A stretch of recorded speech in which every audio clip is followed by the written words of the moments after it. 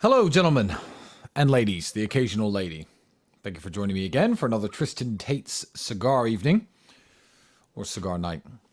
Now, what I do, if you haven't joined us before, you will know the drill by now, is I typically light a cigar, answer your questions, and then get mad at something I'm saying and walk off way before I've actually smoked the cigar, but I'm supposed to smoke the entire thing.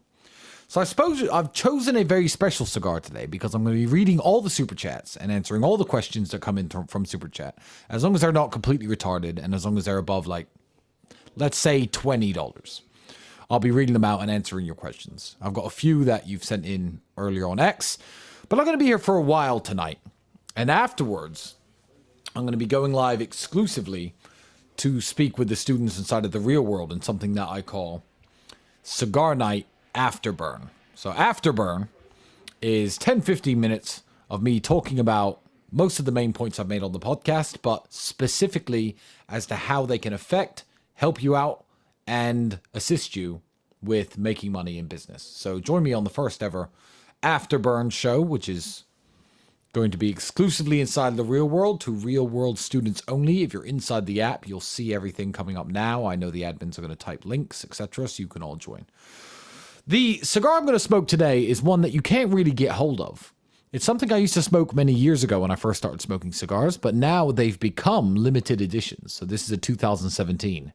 When I first started smoking cigars, you could buy these and they weren't too expensive. $60, $70, $80 each. I don't know what this costs now, but this is called a Cohiba Talisman. Now, the Cohiba Talisman is very interesting cigar because the first time I ever tried to smoke a cigar, I realized that these were named Talisman and purchased one thinking, oh, Talisman cigar, yeah, this will be easy. And I started smoking it and my head started spinning around and I felt so sick that I almost crashed my car. So with cigars, don't jump in the deep end unless you're me, obviously, because I'm hard to kill. But my first ever cigar I tried, I believe, was a Cohiba Talisman, and it almost killed me.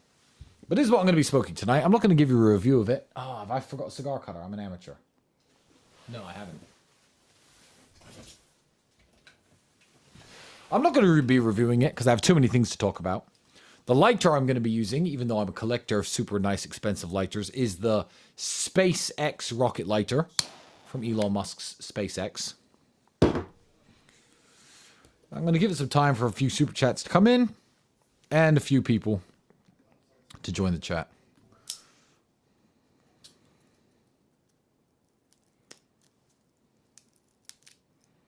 I remember my first ever cigar night. I wrote like 4 or 5 cigar-based jokes, and I thought, oh, this could be a running theme, before I realized that there aren't many jokes, and I said them all in the one podcast.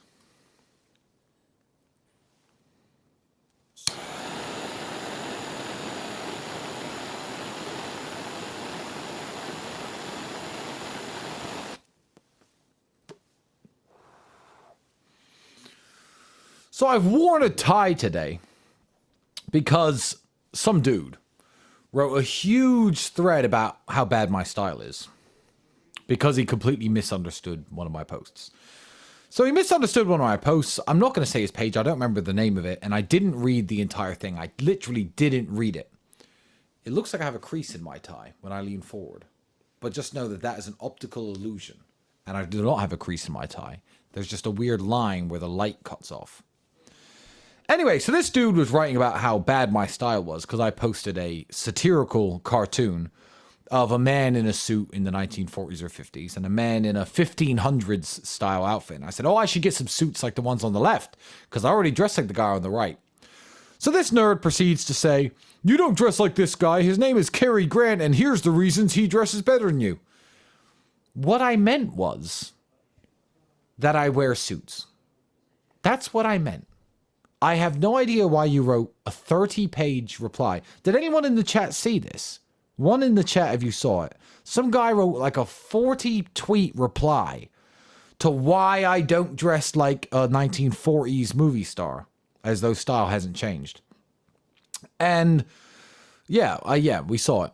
And the worst bit about it And the only thing I wish to correct him on, because I wasn't saying I dress like Cary Grant no more than I dress like Sean Connery. I don't dress like a movie star from the 1940s. I actually use the same tailors. This is ironic. I actually go to the same tailors the movie stars of the era went to today, but today's suits are different. So I wasn't saying I dress like them. I was just trying to say that I wear suits. But this guy took it fucking super seriously and got super butthurt. But the best part about that is he posts a bunch of pictures of himself. I believe it's him or one of his friends wearing suits. And he's fat. And not only is he fat, in 2 or 3 of the posts, he makes a point of saying, Tristan's idea of style is being in shape. But my shirt technically is better because Tristan has his shirts pinched in here and here to show off that he's in shape. And I'd like all of you out there in the world to understand this. Don't listen to fat people. Because fat people are usually wrong about most things. Because what they do is they change their worldview and they shape their worldview around coping that it's great to be fat. So, let's say, for example, I saw a man wearing a tailored suit. A basic one, a cheap one, and a man wearing a far superior suit, maybe a tuxedo, with the studs and the bow tie and the cufflinks, and he was very, very fat. The guy in the normal suit looks better. So when you try to, I guess, insult me and say Tristan's idea of style is being in shape is style, and it's style that you can't buy. It's style you have to work for. And obviously, he carefully selected a few photos of mine. Obviously, you see this jacket works well. But there's a photo of mine where I'm sitting. I can't work how I'm sitting. I was sitting weird, and my jacket was like this. I can't remember. And he's like, oh, well, his jacket doesn't actually fit. Yeah. The best tailors in the world make jackets that don't fit. Like, I don't know. Like, I don't know why you'd write a massive thread. And I didn't read the whole thing. But it's basically coping being fat and then posting photos of you wearing shirts and shoes which are cheaper than mine and look shitter than mine. And technically you think the styling's better because XYZ. Ask a woman who she's fucking. Me or you, bro. So, 1, you literally just typed a whole massive paragraph coping being fat. 2, you misunderstood my post anyway. When I said I dress like the guy on the right, what I meant was I wear suits. That's all I meant. There's no reason to go fucking crazy in defense of Cary Grant. I didn't know who it was. Some movie star has been dead for 30 years and get a fucking erection. But the good thing about Cary Grant is he was in shape. He was in shape in his suit. I'm in shape in my suits. You're fat telling me that I don't dress as good as Cary Grant. I don't care. No, neither me or him would want to look like you. Fat and poor. So I have a lot more in common with that dude than you do. I don't know why you're jumping to his defense. He'd be on my team if he were alive. Don't know why I'm opening up with that. So I decided to wear a tie today. There's a weird glimmer of light here. My tie is not folded or creased. It's fine. But something about the light. I don't know. It's a weird shadow. It's upsetting me ever so slightly. So I'm going to puff this cigar and copy down a few of your super chats before I get to the questions that have been asked to me on X.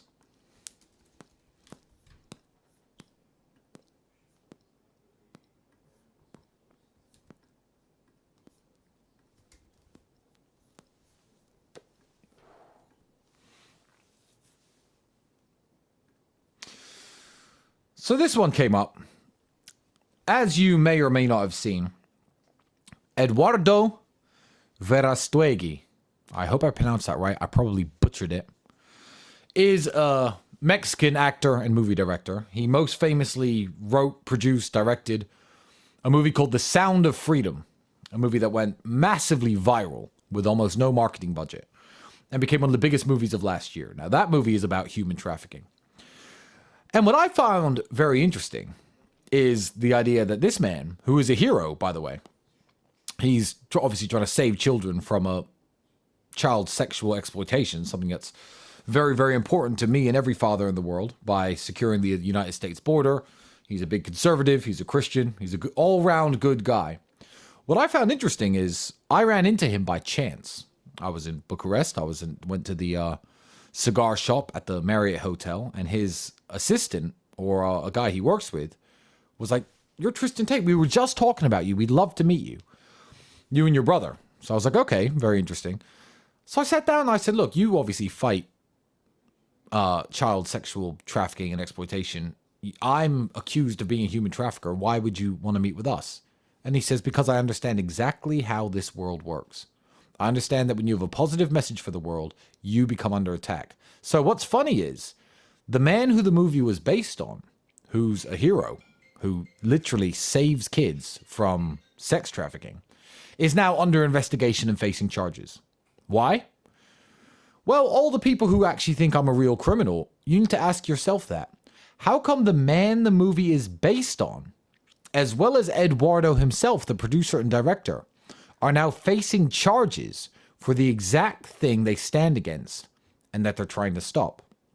I will tell you why. Because they want to kill these people's name. These people have highlighted a very serious problem. They've made a movie about it. It became intensely popular. People are more aware and more switched on to the fact that sex trafficking actually happens. And this guy's doing a very good job. So they've hit him with criminal charges, saying he's a pedophile. They've hit the man who the movie's about with criminal charges, saying he's, as a CIA agent, he overstepped the line. He looked at child pornography. People within the security services and the police do have to actually view child pornography to know it's child pornography to take the people down. So that's, he knew I was completely innocent, obviously.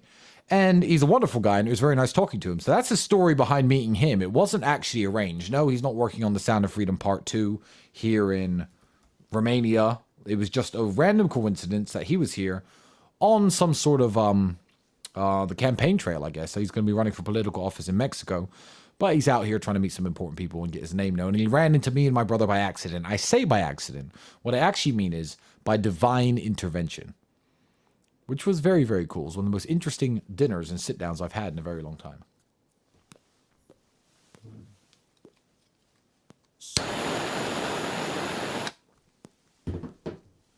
No, I'm not going to talk about that loser from Scotland who just lost his job, because I'm saving that for the emergency meeting I'm doing with Andrew tomorrow night or the day after. We're going to speak in depth about that loser who's unemployed and how he lost his job and why nobody should ever take these type of people seriously in politics. I'm not going to speak about it today. You definitely know who I'm talking about already. But I am going to talk about another loser. Hi, Tristan. How come the BBC didn't cover the story of their retired sound engineer who was caught with more than 58,000 indecent images of children that he'd been downloading for 2 decades? I don't know, and I guess this is my question to the BBC. I'm a man with a clean criminal record. I've never been convicted of a crime in any country, anywhere in the world, throughout my entire life. What you have to think, even if you're the people who hate me, because the people who hate me, what I'd like you to know is, if you sat down and spent a couple hours with me and met my kids and sitting around talking to me and watched my normal life, you'd actually think, wow, Tristan's such a good guy. You've just bought into the media narrative.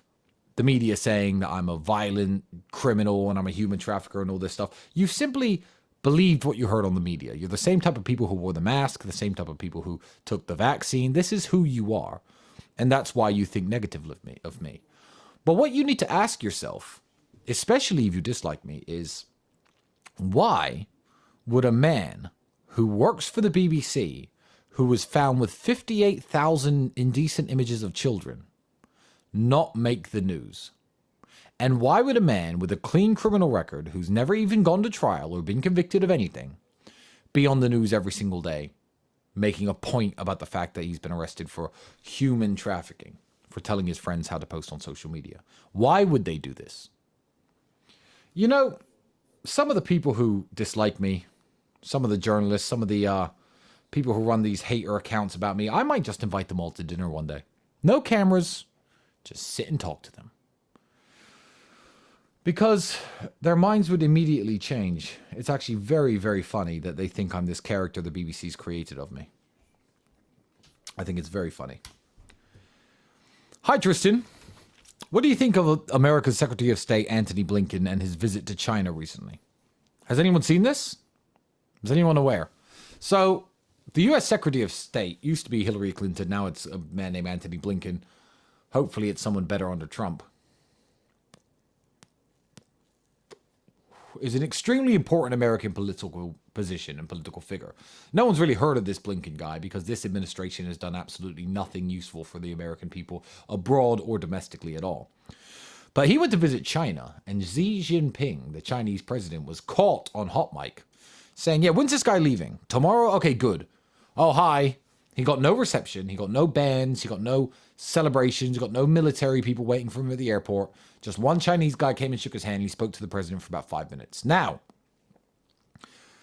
the reason this is very important is because I don't think, unless you're Chinese or unless you're involved in politics or you look into it very heavily, you understand exactly how censored Chinese media is and exactly what the penalties are for leaking things that shouldn't be leaked if you are a Chinese citizen. In other words, if you believe that the president was hot-mic'd on accident saying, when the hell does this guy leave, about the American Secretary of State, you are mistaken. China did that on purpose. Why did they do it? I'll tell you why they did it. Because nobody cares what America thinks anymore under this administration. Under the current administration, people have completely lost respect for the United States as a country. So when their representative comes to visit China, the second most powerful country in the world, arguably, the president, on purpose, not by accident, is caught asking when this dude leaves, and they gave him no special reception. It's a big middle finger to Joe Biden and his crime family to say, we don't care what America thinks. We're going to do what we want. Your words mean nothing to us. We're not even interested in meeting your representatives. And that's straight from the Chinese president himself. I don't believe he was hot-mic'd. And I don't believe that it was some sort of trick or that he overheard. He was overheard by a microphone. I just don't think this is true. Hey, Tristan. Speak about the American college campus protests in support of Palestine. I am going to speak about this because I am a man who could see things from lots of different angles. And I want to explain to you why these protests are wrong and stupid. And I know what you're thinking. You're thinking, Tristan, you are a massive supporter of the cause of the Palestinian people. And you should be supporting these protests more than anything. I will tell you why I'm not in a second. Because I take action. I raise money by myself, make money by myself, send it to the representatives on the floor, on the ground in Gaza. I feed kids. I build houses. I buy washing machines. I try my best to fix people's lives in Gaza. So why would I be against the Americans and the students protesting at all of their universities? I will tell you why. A protest should be something that damages the people that you're trying to protest against. A boycott of, I don't know, trade sanctions, let's say, against Israel so they couldn't import and export anything until they stopped killing children, would be a smart move.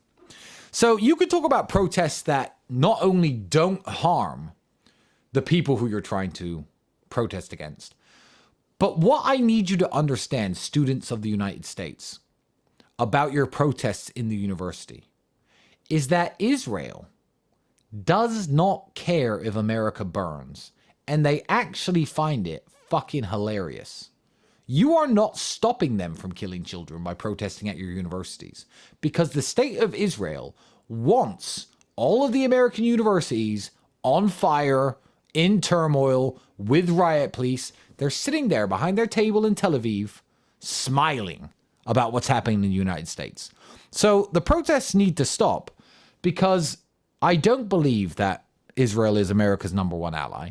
I believe that America is Israel's number one ally, but I don't believe Israel particularly likes or cares for America. And the fact that the American students are not getting an education and, lighting their own universities on fire is just making the people in Israel rub their hands and think, oh, this is excellent. We're killing two birds with one stone.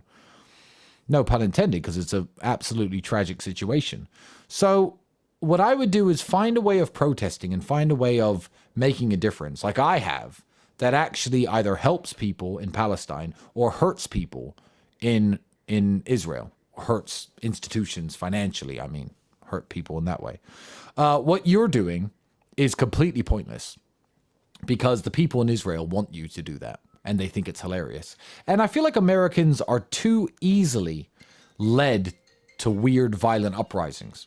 I saw somebody saying that these student protests are similar to the Black Lives Matter protests in America. And I said, no, they're not similar. They're the same people. It's not like one group is BLM, one group is climate change, one group. It's the same group of people every time. Now, this cause, the cause that, Israel's committing genocide in Palestine, is at least legitimate. It's legitimate, but you burning down America makes Israelis laugh. So you're encouraging them to do this by burning down America. And that's why the protests should stop.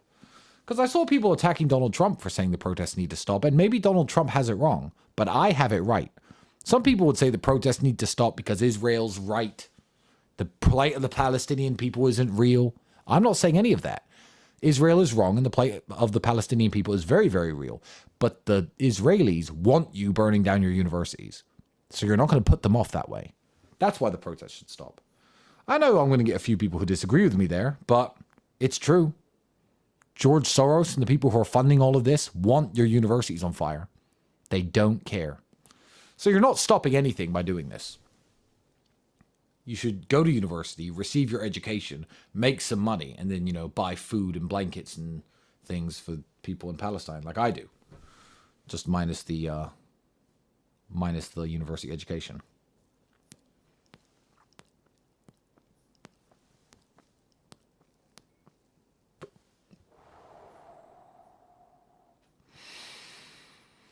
Hi, Tristan. What do you think of the Arizona rancher who was found not guilty and the case dismissed for shooting an illegal crossing the border? Well, thank God there is some justice in the United States. Because keep in mind, this man wasn't on the border shooting people crossing the border. He was a rancher on his property, which happens to be on the border. And he saw an unidentified man on his property, and he opened fire because the man wouldn't comply. Now, America is tricky these days because you can wrestle a crackhead off people in the subway and get arrested. It all depends on the jury, and it all depends on what state you're in, I guess. But I don't think that man did anything wrong, no. I think if you are a rancher, you're 85 years old, you're out alone at night, and you see a man on your property running towards you, and he won't identify himself and he will not answer to questioning, then open fire, yeah. To be honest, it's a controversial idea that people need to open fire on people who are crossing borders. So if the United Kingdom were to station machine gun nests and boats on the southern coast and just sink the boats who are coming across, obviously people would say that's evil and that's cruel, and maybe it is, but let me tell you something. It's not a new idea. Trying to stop the people coming into your borders with deadly force is the way every border was always enforced, if it could be, throughout the entirety of all of human history, up until just now. Up until just now. In World War II, when German spies were parachuted into England and they were caught, they were hanged immediately.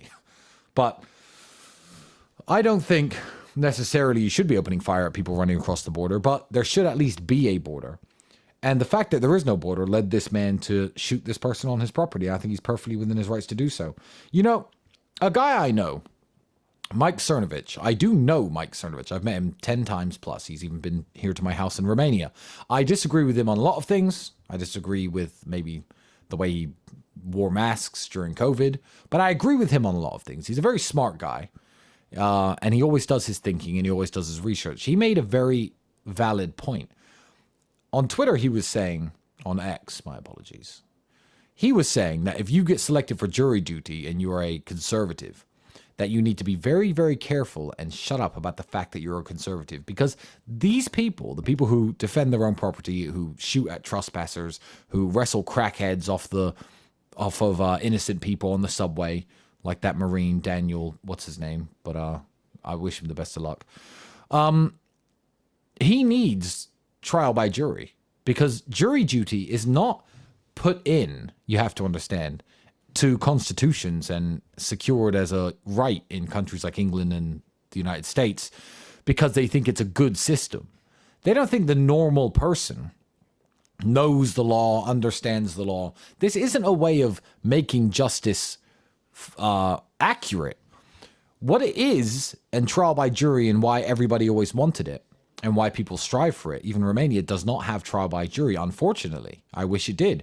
Because trial by jury is the fact that they are supposed to be your peers. So let me give you an example. Let's say you did something...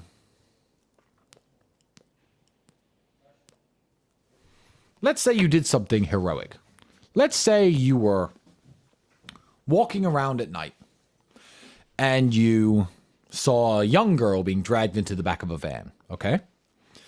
You chase that van down, you drag the guy out, you call the police, you save the girl. The guy's now subdued, the girl's safe.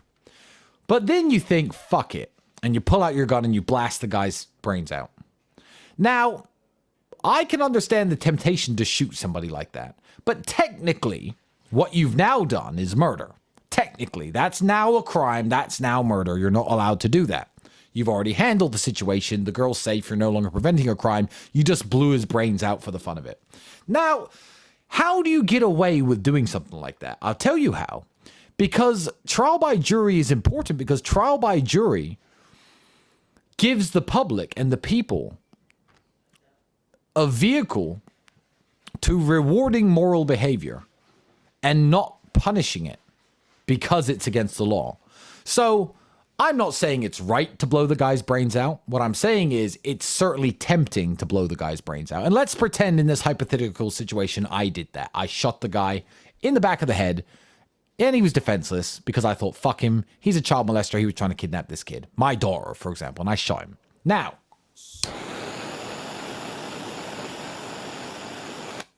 I've committed murder, so I should go to jail. Let's say there was a CCTV image of me doing it on video. The forensics are found on my hand, blood splatter on my shirt, gunpowder residue all over my arm. Ballistics report, it means it was my gun, which is registered to me, which I carry, which I posted a photo of on my Instagram account half an hour before the shooting took place.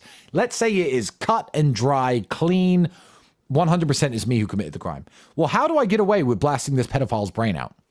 The only way is trial by jury. The only way is the judge and the prosecutor and the district attorney to sit there and will listen to the district attorney say he's definitely guilty because XYZ, XYZ, XYZ. And everybody on the jury to know I'm guilty and to know I did it. And then to sit there and say, nah, not guilty. Because it's a jury of my peers. And maybe they would say that, maybe they wouldn't. But as a group of people, you have the ability to save people from abuse of the law if you think that they should be saved. So, if you are a Republican and a conservative and you are selected for jury duty, be very careful because these jury selections, like the ones against Trump, are fucking rigged. They're rigged and they will screw anybody who does the right thing if they can. Be very quiet, sit there, listen, and if you believe someone did something morally correct, for example, wrestled a crackhead on a subway who was attacking women and the guy died, then you should say not guilty at the end. But don't brag about being a Republican and don't brag about being a conservative and don't fly the flag that you're on the jury, because if they identify you as such, you will be off and they will put on a team of people who will convict that person.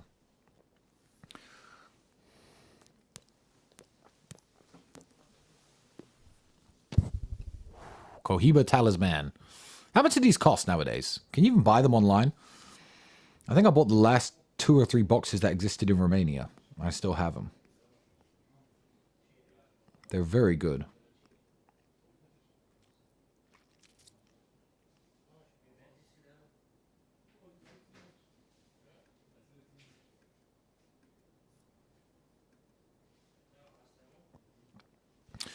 Luke says, hello, Mr. Tate. I'm 17 in high school and I'm inside the real world. I made $14,000 last month due to the teachers inside of the real world and y'all's mindset. Thank you for everything you do, Mr. Tate. You're welcome, Luke. Next question. Tristan, what do you think of diss tracks? Don't waste my time with diss tracks. Diss tracks are gay. That's it. They are gay and they are retarded. Let me explain to you why diss tracks are gay and retarded. People who can't fight. I don't know. I don't know if Eminem can fight. I don't know if he trains. I assume he can't. So let's just assume Eminem can't fight. Everyone, I follow pop culture enough to know. Everyone's like, man, if Eminem hits you with a diss track, man, Eminem doesn't pull his punches. His diss tracks are crazy. What the fuck is a diss track? And why the fuck would anyone care? Eminem made a diss track about Donald Trump. He's about to win the next election. Who gives a shit? Diss tracks are the stupidest shit, the most retarded gay shit I've ever heard of in my life. Do you want me to tell you why? Someone wrote a diss track about me and my brother. There's a very popular diss track, in fact. And it disses us in a very horrible way, and it was written by the mainstream media. The diss track is called Andrew and Tristan Tate Are Human Traffickers. It's one of the most popular diss tracks in the entire universe because it's been repeated every single day for 2 years by every media outlet in the world continuously and posted and tweeted at me. How much do you think I care about this diss track? Zero. So if someone had lyrical skills and they're a rapper and they're going to make rhymes about me saying that my fucking hair's thin or my nose is crooked, are you fucking joking? If you're the type of person worrying about a diss track, then you should fucking develop some real problems to understand what actual hardship is. You know, there are people out here dying of fucking cancer. Well, this rapper made these words and it was fire. Diss tracks. Don't even waste my fucking time. So apparently there's been some new diss track. In the chat, you could tell me who did it to who, but it obviously made someone ask a fucking question. But no, it's retarded and gay. I'm not scared of diss track. Diss tracks. I've been diss tracked. Fucking human trafficker. Are you joking? I'm bored of it by now. No one gives a shit. Hi, Tristan. What do you think about that guy in Essex in London who stabbed a bunch of people? Was he British or was he an immigrant who claimed asylum? I don't know yet. And yes, my answer is different depending on where he's from. And I don't care. My answer is different depending on where he's from because the solution to the problem is different depending on where he's from. Most people who run around London stabbing people and throwing acid in women's faces are foreigners who arrive on small boats from sub-Saharan Africa, and they commit ridiculous crimes in England, and a lot of them are foreigners. Homegrown, ethnic British people aren't doing these things. And the solution to the problem is different depending on where they're from. If a man is born in England, raised in England, and goes on a killing spree, which I don't notice any English person has done in the past 10 years, then obviously the approach to how we deal with it is to care more about men's mental health in the correct way, like myself and my brother do. But when anyone from outside does anything, when a Romanian steals a cell phone in England, when a Jamaican or a Somali stabs somebody and steals somebody's watch, the obvious answer to the problem is that they should never have been allowed into England. And I know that's a controversial idea to think that, you know, not everybody from all over the world can come into England, but that's the way to stop this. So I don't know about this guy. Where was he from, chat? Tell me. And everyone's talking about deportation. No, deportation isn't real. I want you to understand that deportations take years and court cases and paperwork, and then when you get them on the flight, some fucking bimbo air stewardess will protest it. Deportations aren't real. You need to just not let people into your country if you don't know who they are. You wouldn't let someone into your house if you don't know who they are. It sounds like a pretty simple solution. But that's the truth of it. Immigration in England is completely out of control. It's completely out of control. And why are they doing this? You tell me. Who are they? What are they doing and why? Why is England being replaced? In fact, that's going to lead me to my next topic of conversation, which is the Irish. Because I love the Irish. I am the Irish, by the way. I have an Irish passport, and my grandfather was from Limerick. So I am, in fact, Irish. It's where I get my insane drinking skills and some of my good looks from.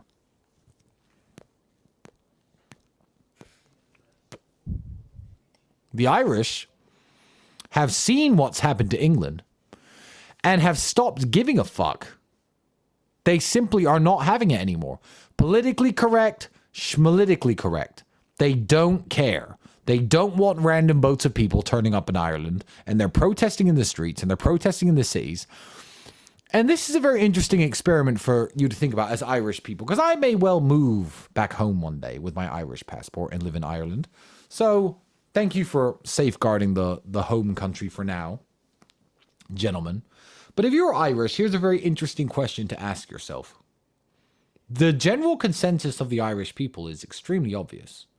They want Ireland to be mainly Irish people, which I think is fair of any country. I think if any country, India wanted to be filled with mainly Indian people, Mexico wants to be filled with mainly Mexican people, I completely get that. There's nothing wrong with it. But when you're from a white nation, like the European nations, and you say that, you get a bunch of people getting mad at you and calling you a racist. I'm half black. I'm half white. I think England and Ireland should be overwhelmingly white. Yeah, not all white. Not only whites allowed, but overwhelmingly it should be white because it's a white country. So when you say things like this, people get mad at you, but fuck you, I don't care. And Irish people overwhelmingly want Ireland to be Irish. What you need to ask yourselves, people of the Emerald Isle, is this. If that's the consensus of all of you, who are the police?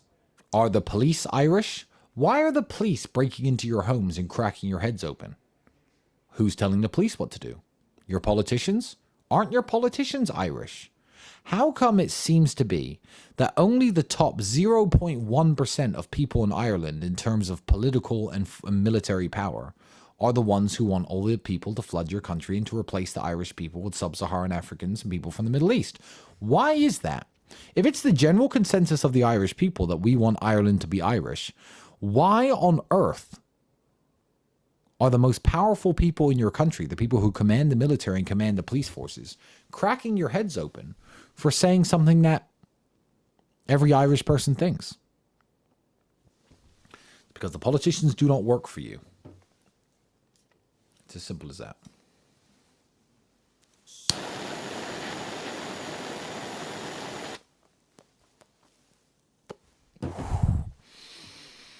But when I say things to English people like, make some money, pack up and leave England because it's a failed society, I mean it, because England is too far gone. Ireland, at least, is salvageable and worth saving. What I would say is vote Conor McGregor. I hope he runs for, I don't know, leader of Ireland one day, and I hope he wins, because I will vote for him myself. And for all you Irish people who say that I'm not Irish enough, yes, I am Irish enough. I have the passport, so I can vote. Now, oh, this is interesting. Hi, Tristan. You're a quarter Irish, but you're also half black and a quarter English. Do you think that you should be in Ireland? In Ireland, yes. I'm a high IQ, high net worth, tax-paying individual. One, I have the passport because my grandfather was Irish and he can be traced back thousands of years in Ireland if you could do that. But also, migrants should be let in based on merit. Let's say I'm a migrant and I'm going to Sweden, for example. I believe that Sweden has the right to look at me, to look at my bank balances, to look at my criminal record, to look at my finances and say yes or no to me. Ireland, I'm allowed to because I am Irish. However, I don't think I should be allowed to be the leader of Ireland. No. I'm half black and a quarter English, and I think that should disqualify me from being the leader of Ireland. Yeah, I do. I think that a quarter is not enough. If you look at all of Irish history and their struggles against the crown and the famines and, you know, how they assisted how they fought with and against the English and the French and the Scottish at different times and all their amazing rich history, I believe that people who are connected to that history deserve to lead the country from the front today. So yes, I believe that you should have 2 or 3 Irish grandparents at least or you can't be the leader of the country. I guess that disqualifies me from being leader of any country, but I think that's still pretty fair. Let's say half. You have to be at least half something, or you can't be the leader of the country.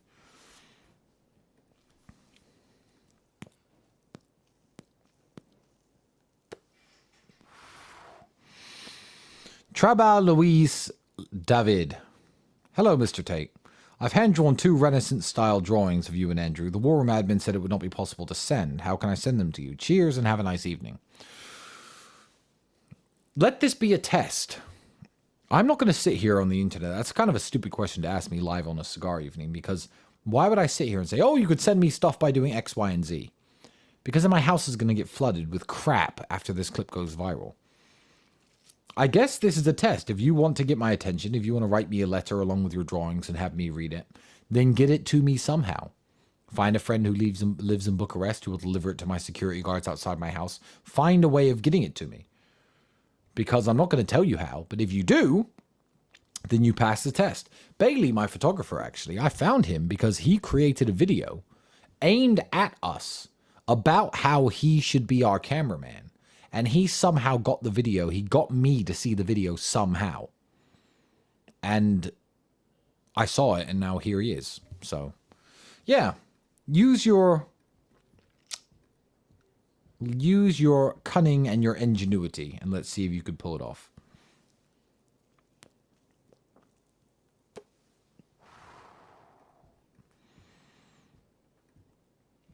Hi, Tristan. I'm in the real world. I flew to France to give you a cigar, and I dropped a letter at your gate on Monday. Hope it found you well. I do get the letters that are dropped at my gate. I want you, and I'm speaking to you directly, because I want everybody who shows up at my house to understand something very clearly. I will never come and talk to you if you show up at my house. You could come to my house and drop letters off all you like. If you bring me cigars, I probably won't smoke them. And if you bring me chocolates, I probably won't eat them. I'll tell you why. When you get credible death threats from people who work for like serious government agencies, and you understand that you're a big problem for people who could, you know, it would be nice if the problem would just go away somehow. And people tell you this all the time. People threaten to kill you and threaten to kill your children.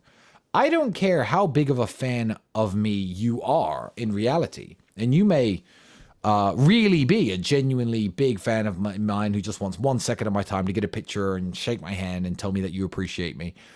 I don't know that. You know your intentions are good. I don't know if your intentions are good. I don't know what your intentions are. So I sometimes see you guys on the screens in my war room coming up to my house. I see my security run outside and tell you to go away. And I just think I will never, ever, ever, ever come out and say hi to you, because it's a risk that I cannot afford at this point in my life. And let's say you were a woman and you looked good and you turned up at my house and you were with a kid who's in a wheelchair. And no matter what you tried, because people try various things to try and get me to come to the door, then they know how to get me. Then I walk outside next time and someone puts a gun in my face. I'm not going to come outside. So I appreciate the letter. I might read it. I might get around to reading it. I have people read them to me if I'm busy. But I can't trust anyone who comes to my house. CM9320. Hi, Tristan. Is Sadiq Khan the biggest loser in global politics? No. Because Sadiq Khan is not in global politics. He's the mayor of a city. He's in local politics. Biggest loser in local politics, maybe. But for him to start talking about Donald Trump and saying Donald Trump's not welcome in our city, bro, you're the mayor of a city. I know it's London, but it's failed because of you, and it's a shithole, and it's fucked. And London's now horrible because of you. And Donald Trump probably doesn't even want to come because he couldn't wear a nice, expensive watch down the street without someone stabbing him because of you. So for him to pipe up and try to think he's somehow an international politician, I mean, you just said global politics. That's the impression he wants to give. He is not a global politician at all, though, is he? He is a nerd. For $20, you should shave some of your facial hair or I take my money back. Good luck. That's a very stupid question. I mean, take your money back all you like, if you can. Hi, Tristan. Did you and Andrew use headgear when you train? Any advice on avoiding brain injury and staying sharp? Yeah. it will happen or it won't.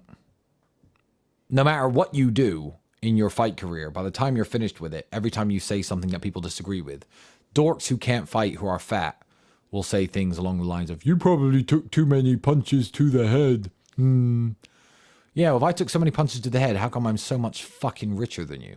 How come I drive $5 million cars and fly on private jets if I took so many punches to the head? What a stupid thing to say to somebody like me or my brother.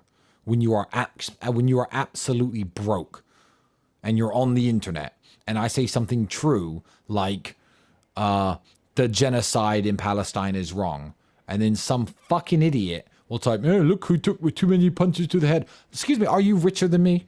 Are you more successful than me? Is your account bigger than mine? Do more people want to listen to you than me? No? Well, then shut the fuck up. Stupid.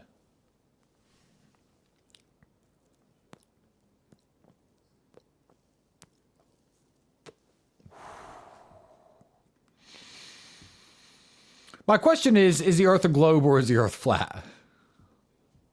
I think that's enough of the Cigar Night for tonight.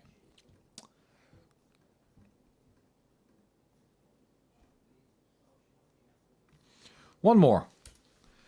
Hi, Tristan. What do you think of speeding tickets? I'm actually going to answer this because it gets me onto a very profound realization I had the other day about the difference between being broke and being rich, and your mindset shift and how your mind changes, because my mind has changed massively between being broke and being rich. And speeding fines and parking tickets and things like this are one of the ways that my mind has changed. And I want to tell you all a story of growth and realization. I used to work as a salesman in England. I used to sell windows and home improvements, basic home improvement stuff. And London was always difficult. London was always very annoying to sell in because the traffic in London is terrible. The parking in London is terrible. And London also has something, it had back then, but still has something called the congestion charge. And the congestion charge is very simple. There's a block in the middle of London where the roads are painted red when you first drive over them. And it says you are entering a congestion charge zone, which means that at certain times of the day, between, I think it's 8 a.m. and 6 p.m. or something along those lines, I've forgotten now, that if you drive into those zones, you have to pay like £32 congestion charge. If you don't, you get a ticket. And if you get a ticket and you don't pay it, eventually they take your car away and take you to court.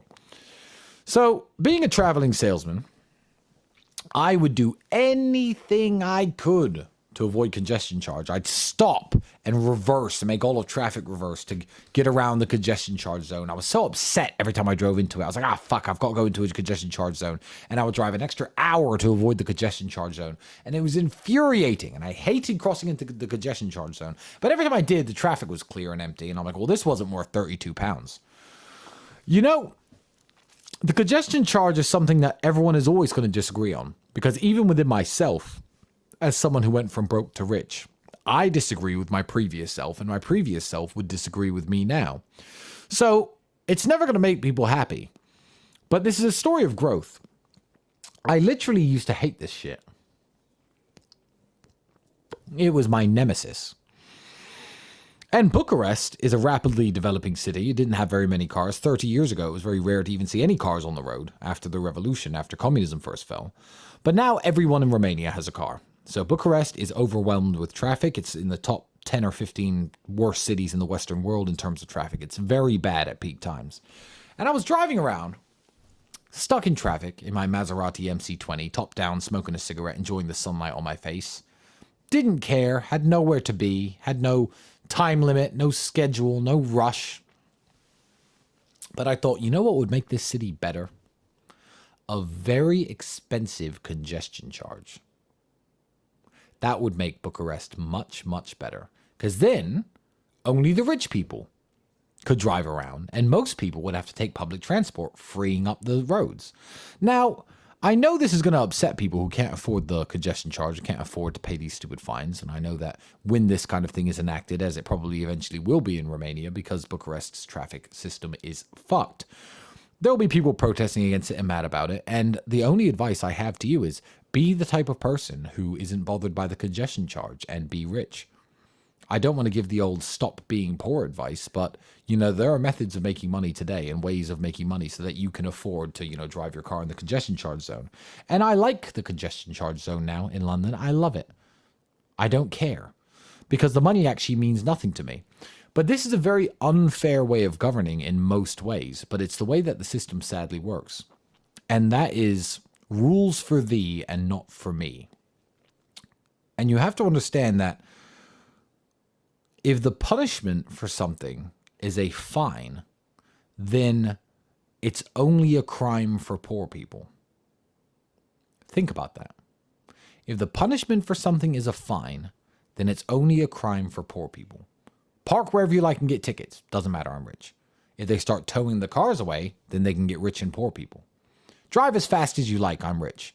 If they start giving you points on your license and taking your licenses away, cool, that's how they get the rich people. But if the punishment for things like that were purely fines, parking, congestion charge, speeding, then it means the law doesn't apply to the rich people because the money isn't noticed by us. We could do it and you can't. So I guess that's motivation to get rich because traffic's getting much worse and it's going to be a very long time before Elon builds any of his genius Hyperloop things in Eastern Europe. It's going to be a very long time.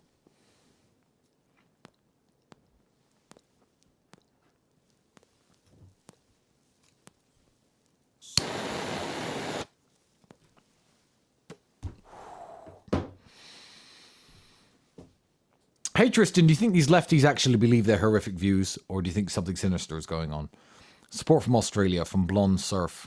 Yeah, they believe them. How can everyone in the world be so wrong, is a question that intelligent people find asking themselves. Well, everyone in the world's been so wrong about lots of things, lots of times. And it's not very hard to convince people to believe in nonsense and stupid things. There was a time when every great civilization in the world believed that Zeus and Apollo and Mars were the gods. That was the greatest civilization in the world. Now, we know that isn't true, but everyone believed it, and they had a very well and functioning society.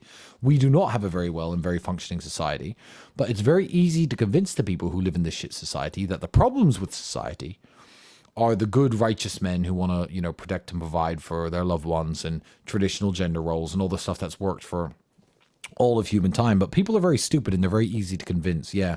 I think what's sinister that's going on is the systems in which they convince people to harbor these dangerous ideas. But I believe that they're genuine. Yeah. I believe abortion is healthcare is a genuine thing that people think. And abortion can be healthcare. 0.0001% of the time, yes, you have to have an abortion because it's life-threatening pregnancy to the mother. The child is 100% not going to make it. It's an ectopic pregnancy. It's going to kill them both. Yeah, in that case, abortion is healthcare, but that's almost never. Almost never. And they'll repeat this phrase, abortion is healthcare, abortion is healthcare, abortion is healthcare. They'll write it on their protest placards and have people marching the streets screaming abortion is healthcare until you're convinced that it is. Killing an unborn child is healthcare. For who? For who? The child? No, it's murder. And for the mother? No, it's convenience, not healthcare. So no, I do believe that these people do actually believe their stupid ideas.